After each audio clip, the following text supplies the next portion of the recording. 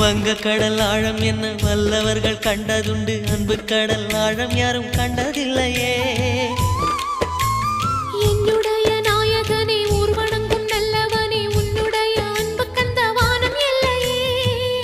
எனக்கென வந்த தேவதையே சரிபாதி நீ அல்லவா.